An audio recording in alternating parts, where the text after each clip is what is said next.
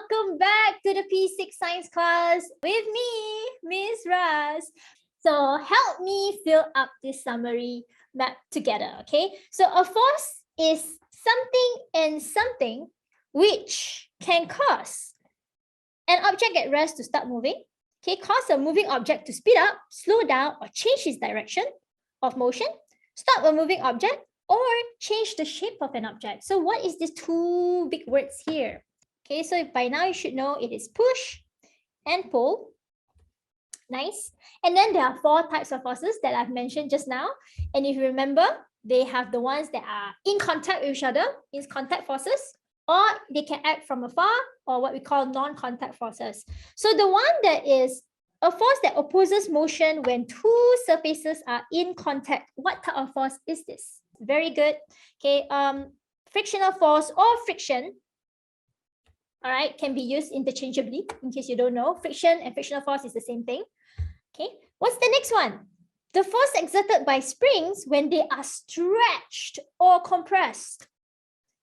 Wow, I see a lot of correct answers. Okay, the whole bunch of you managed to tell me elastic spring force. Excellent, excellent. Okay, so if you remember, elastic spring force comes from the spring or the elastic object itself.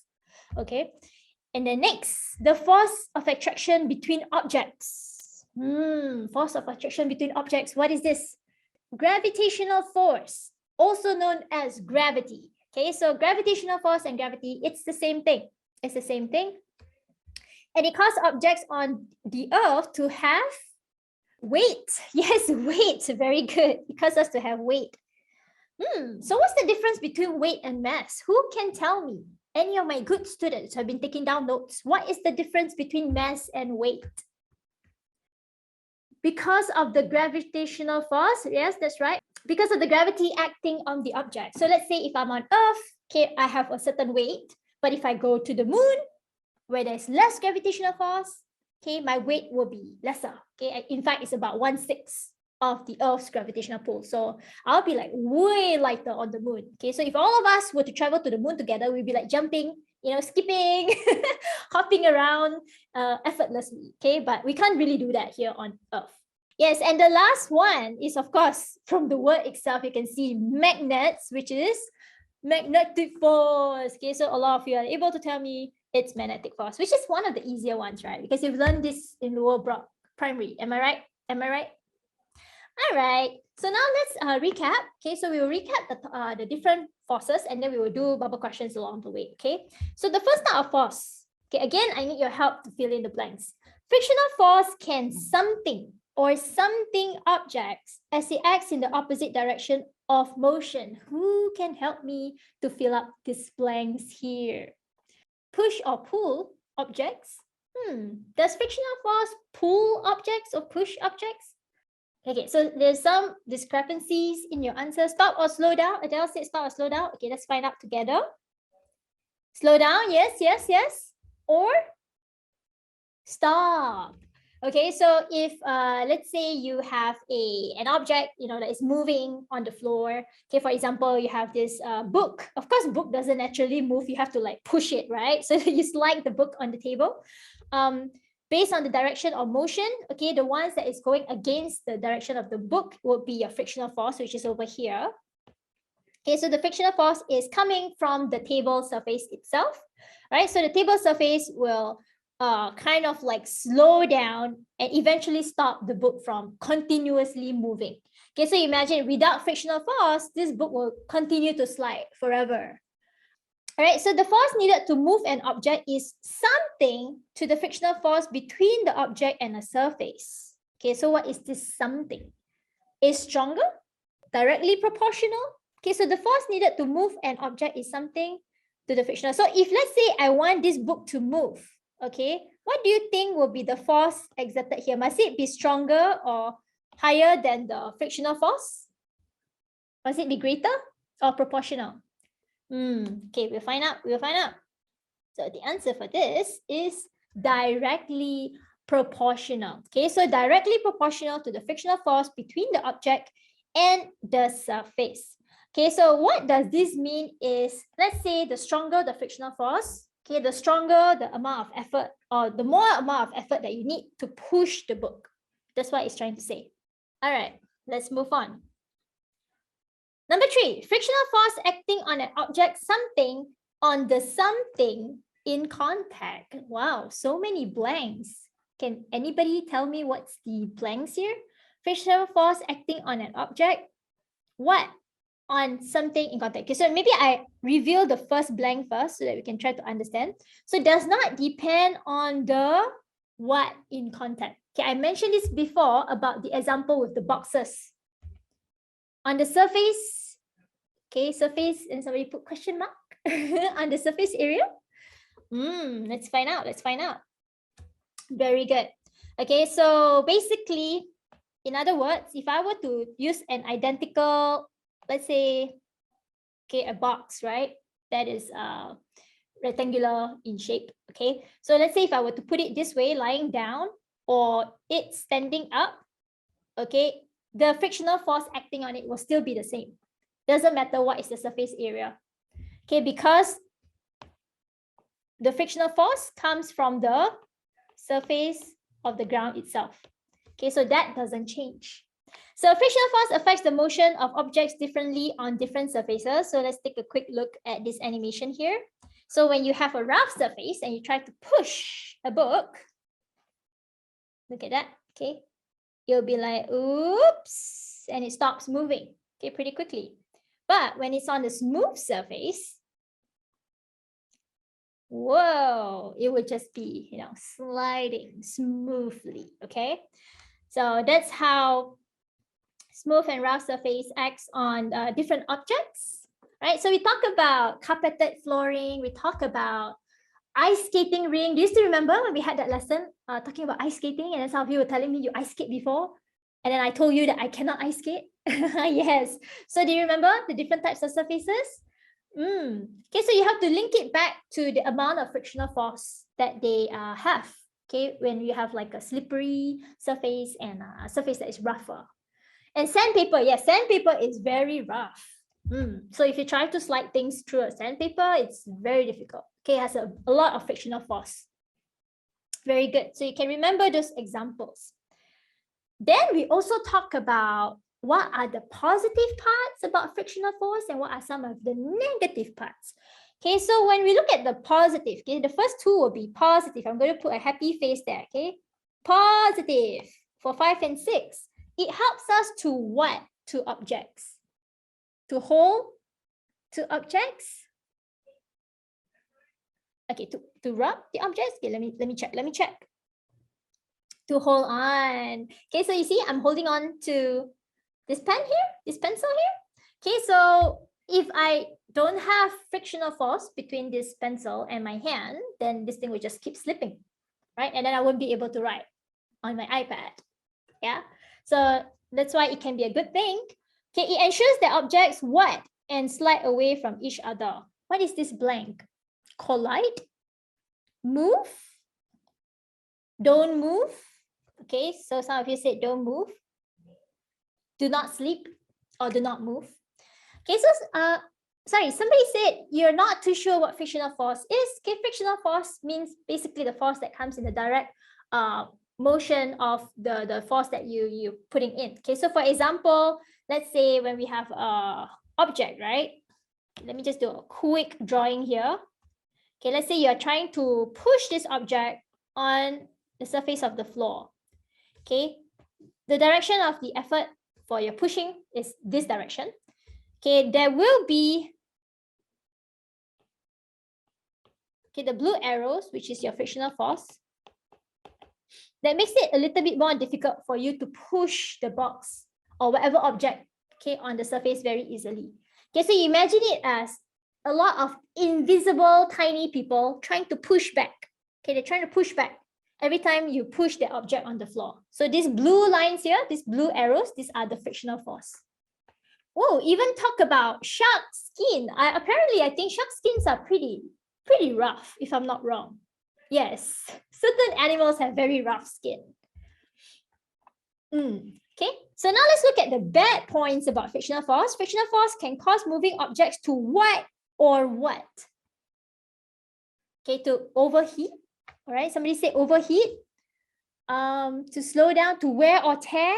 Okay, so to overheat or wear out, or wear and tear. Actually, that's the correct term to use.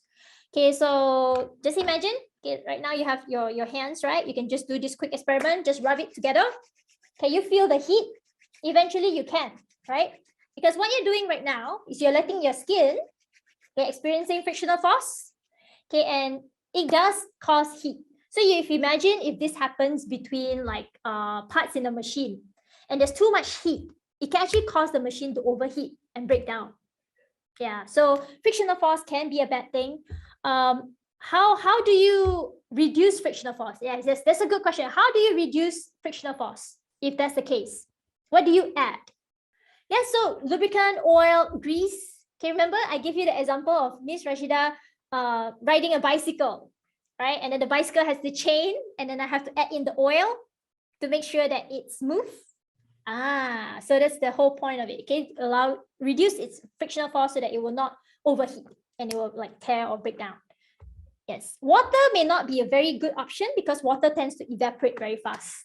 Yeah, so usually they try not to use water as a lubricant because once it evaporates, then that's it, it's gone. Whereas oil or grease does not evaporate as easily. Yes, okay, and then the last one, frictional force can cause moving objects to slow down. What?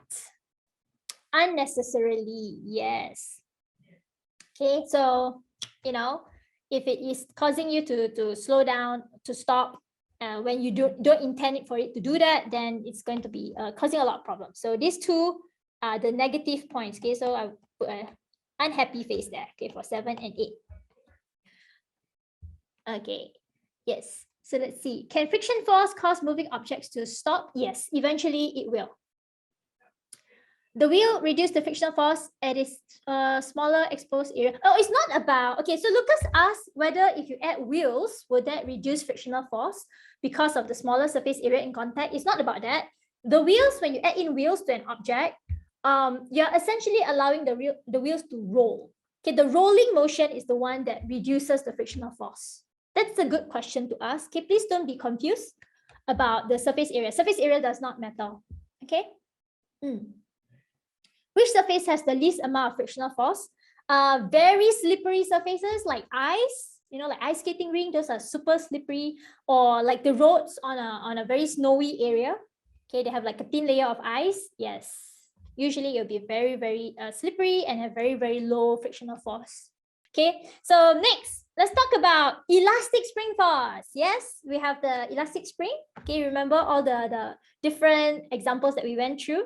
Okay, so it allows a watt spring to return to its original length when the applied force is removed. Extension, compression, okay, compression or stretched string, all right? So a stretch or compressed. Okay, so when it's stretched, try not to use the word extend. I think stretch is a better term. Okay, stretched or compressed. And for springs that are not spoiled, they will tend to return back to their original length. But if they get overstretched or overcompressed, then they get stuck and it will not return back to its original length. Yes, if it's overstretched. Yeah. So do you still remember the video I showed you about the man who discovered that the spring by his bed is spoiled, is overcompressed? Yes, and then he tried to put the coins in between the springs. Can all forces be acting together at the same time? It depends on the object. Might be possible. Right, so we're going to look at the first bubble question. Okay, and we're going to try this together. Okay, Brenda set up an experiment as shown below. She put a box down a plank. Okay, so we have a plank here. And this is the box. And Brenda is invisible. Okay, so pretend that Brenda...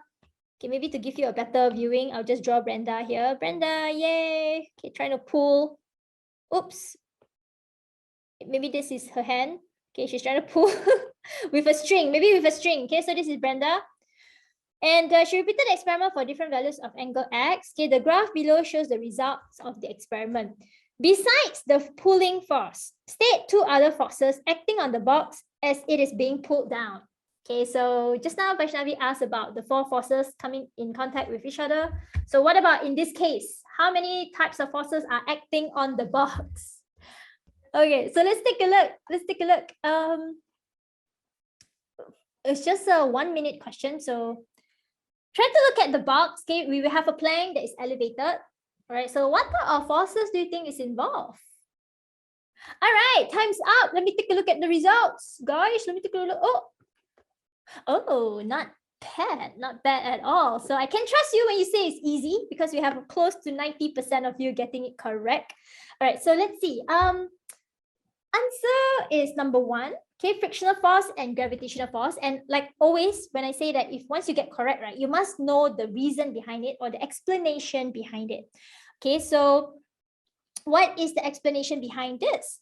Right, where does the frictional force come from? Who can tell me? Where does the frictional force come from? From the plank, okay, from the plank itself, right? The surface of the plank, very good. And where does gravitational force, where is it being exerted? Between the box and Earth, right? Gravity. Okay, so basically this part here is between the box and the ground. Got it? Next question. William conducted an investigation to find out how much different strips of material can bend. Okay, so we're talking about elastic materials that can bend, all right? And he hung some masses on the middle of the strips, all right, and measured how far it would bend. Okay, so you can see that there's the bench with the clamp, okay, the clamp here, and you have the strip of material, and then he actually hung the mass over here and used a ruler to measure how much the strip of material bends. So name the forces that are acting on the masses in the diagram above. Okay, so what is the force that is acting on the mass in this particular diagram? Okay, so some of you had Lucas said you had this same question in school. Okay, I hope you can get this question correct. Anyone else have a question? So Xia Yiming said, what is a clamp? Clamp is like a metal thing that kind of like, how should I say, like clamp onto it, like put it together so that it doesn't move.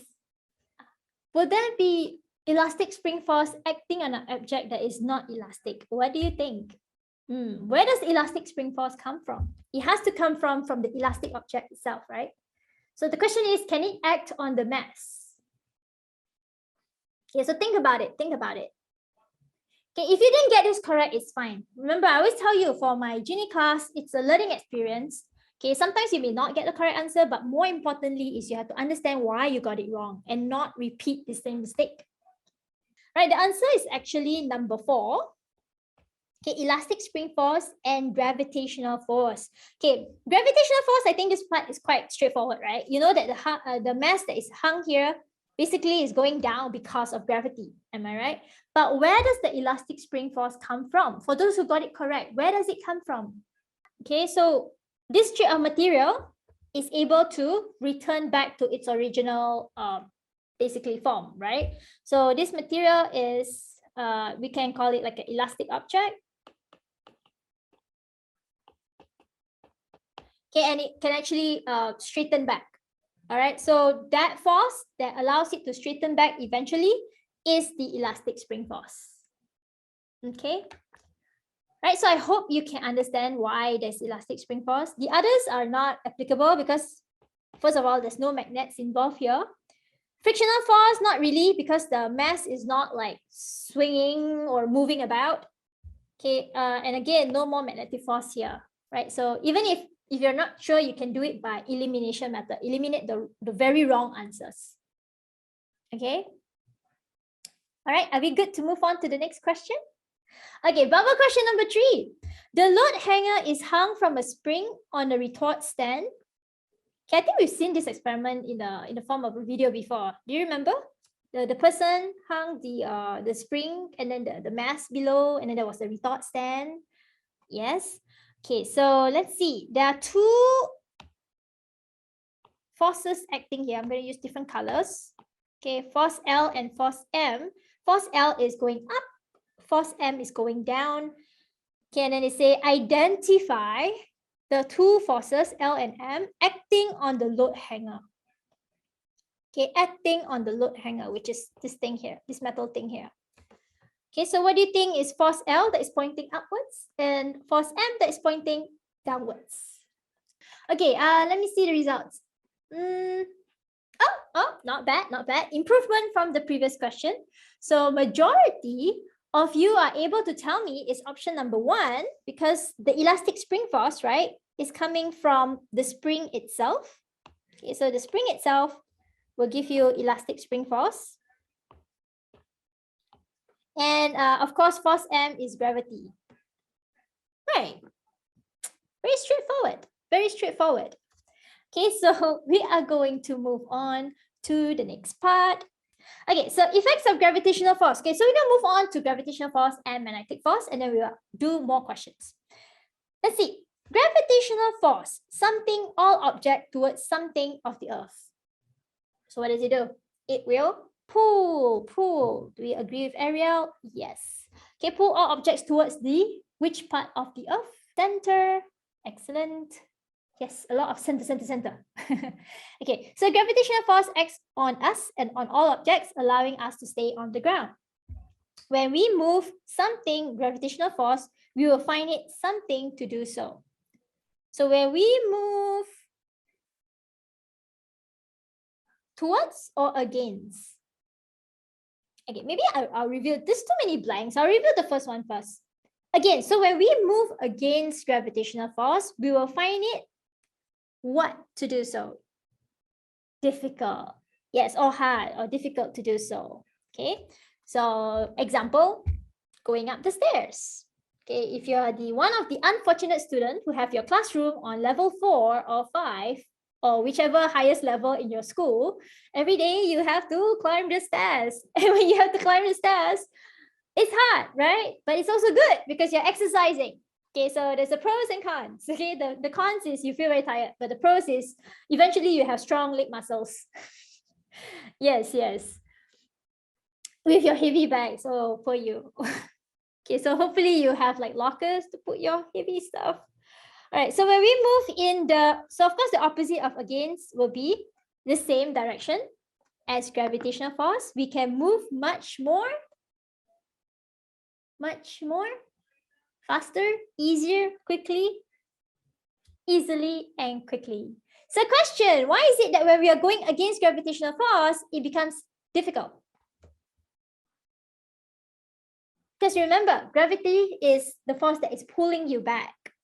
So when you're trying to go against it, it's like hard, right? Because the force is always trying to pull you back. That's why whenever you throw something that goes up, it will eventually go down. Okay, when you play, let's say basketball, you throw the ball up, it's not going to like float forever up there. And then you'll be like, bye ball. It will always come back down because of gravity. Yeah, so it's always harder. But if you are going with the flow of gravity, let's say something like an object falling from the top height, okay, of a building, and you let it drop, it will go down really, really fast. Yeah, because it's going in the direction of gravity. Yes, without gravity, then all of us will not have any, I guess, a lot of sports because the ball will be flying everywhere. Okay. Yes, all right. So good thing we have gravity, yeah? Good thing. A magnet exerts something on something or something, even if it's separated by a non-magnetic material. Okay, again, too many blanks, so I'm going to reveal some of them so that you can help me to answer. A magnet exerts magnetic force on something or something. What is the something? What type of object are we talking about? Another magnet, good, or a magnetic material? Who can tell me the difference between magnet and magnetic material? This is higher level question. What is the difference between magnets and magnetic material? So you say repel. What can magnets do? Magnets can repel each other, right? But for magnetic material, they only get attracted. Yes, very good. Okay, so take note of that. And especially when if you put like a non-magnetic material in the middle of them, okay, it will still exert the magnetic force. That's why magnetic force is called a non-contact force. It doesn't even have to come in contact with each other. It can exert its force from a distance. Yeah, so magnetic material cannot repel. Very good. Okay, so only a magnet can repel another magnet if the what of both magnets are brought close to each other. Another keywords, Edna say like, okay, if the like poles of both magnets are brought close to each other, and then a magnet can, of course, the opposite will be attract if the unlike poles. Okay, so please use the correct terms. Don't say like poles and then the other term you say different poles. No, it will be like, unlike. Okay, so the like poles will be things like south and south, north and north. Then unlike will be south and north. Yeah, this is quite easy. Diagram below shows a metal ball, okay, hanging from a string. Which one of the following statements about the diagram is true? Okay, so let's try to understand this diagram first. So we have a hook, a string. This part here is, I think it's a ribbon. Okay, don't get confused. It does look like an orange to me at first, but it's actually a ribbon. And then it's tied around the metal ball. And then you have the floor here. Okay, and then they ask, which one of the following statements about the diagram is true? Number 1, there is no gravity acting on the ball, so it does not fall. Number 2, there is gravity acting on the ball, so it hangs downwards. Number 3, there is friction pushing the ball upwards, so it does not fall. Or number 4, there is a magnetic force of attraction between the ball and the hook, so the ball stays in the air. Whoever discovered magnets probably decided, okay, we have the north and the south pole. All right, so if there's yes in the chat, I'm going to release the question now. Can you imagine if you're someone who like discovered something new, right? You have the chance to name it whatever you want, right? So imagine the person who discovered magnets, you can be like, oh, I want to name it the North and the South Pole. It's my decision because I discovered it. How come helium balloon can fly when gravity is acting on it? Okay, because if you remember, air, okay, it's made out of gases, and gases can be very, very light. So even if there's gravity, okay, because gases are very tiny, very light, they will still be able to float. Especially things like helium. Helium gas is very, very light, lighter than, you know, your regular oxygen or nitrogen gas. 85% of you got it correct. You're able to tell me it's option number 2. Okay, so there is gravity acting on the ball, so it hangs downwards, right? Question number 5. Okay, now we have magnets involved. Okay, let's read this question carefully. A ball magnet. Okay, so this ball here is a magnet, all right? Was released at a height and was found swinging back and forth between position K and L. Okay, so where's my little hands? All right, so this ball, okay, it will swing from position K, position L, back to K, back to L, non-stop. Okay, you'll be like going on forever. Then they say, what type of forces were likely acting on the ball at positions K and L that caused the ball to swing back and forth? Even though some of you say it's easy, but some students wrote option number 2. Some students wrote option number 3. What happened? Let's see. At position K, okay, if you notice very, very carefully, is the ball touching the magnet? Is the ball touching the magnet? Yes or no? No. So what does that mean? There is a force of repulsion because it's not touching. If there's a magnetic force of attraction, it will be touching the other magnet. There will be contact, right? Yeah, so that's why number 2, okay, the first part here is already wrong. Then the next part, option 3, gravity. How does gravity move upwards like that? Nah, there's no gravity here. Okay, but rather, it is the force of repulsion between this magnet and this ball. Repulsion between the magnet and the ball. Okay, and the same goes for on this side here. Okay, the magnet and the ball, it keeps repelling. So you just continue to repel, and even though this is not like battery operated or, you know, using energy, this device will continue to like swing for as long as it can. Because the ball is a magnet. Very good. Yes, and the answer is number 1. Correct. Okay, so let's see. A ball is rolling towards a bowling pin. Obviously, this is a bowling ball. Ali applies a force on the ball in the direction opposite to the movement of the ball as shown below. Okay, so, all right, this one you have to be very careful. You have to look at where Ali is applying the force.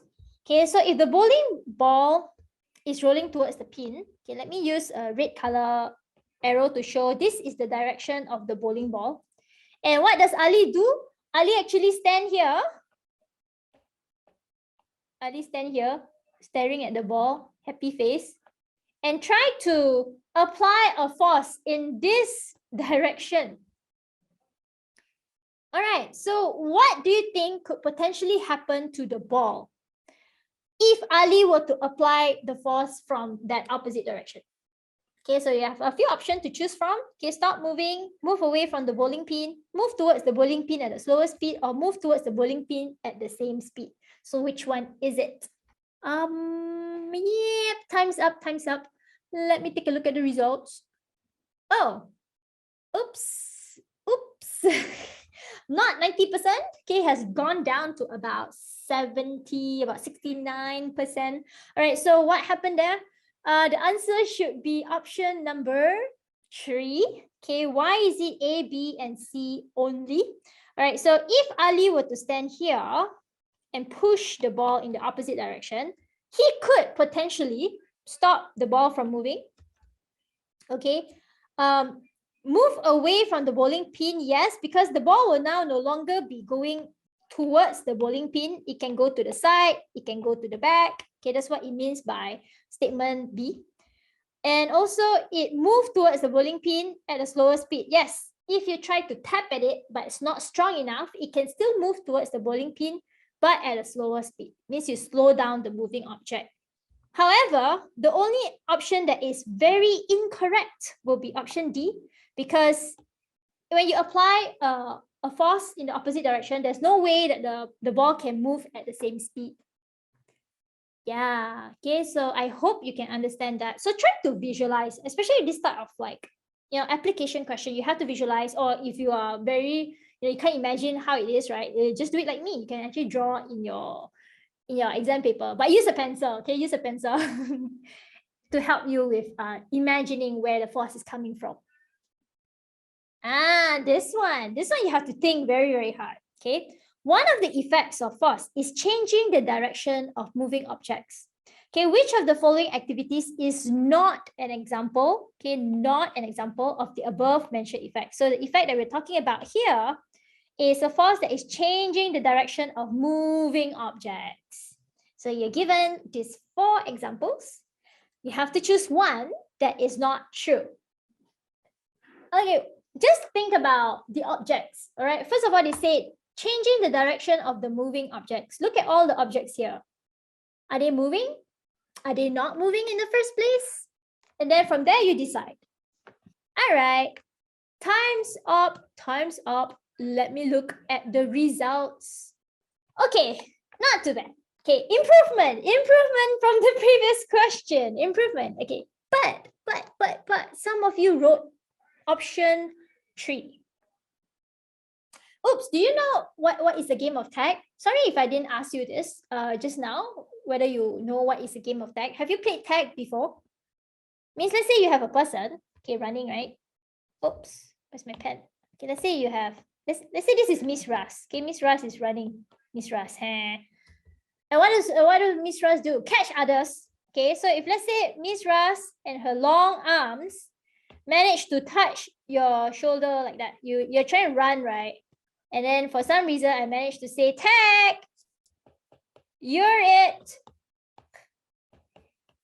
What does it mean?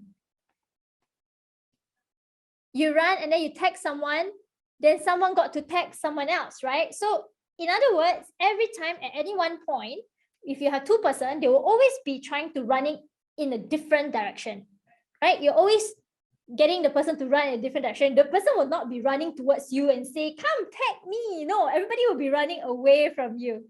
That's how tag games work. So if you touch the person, that person will be the it, okay, the person who gets tagged, and then you have to find someone else, or if he didn't, or he or she didn't, then you will lose the game.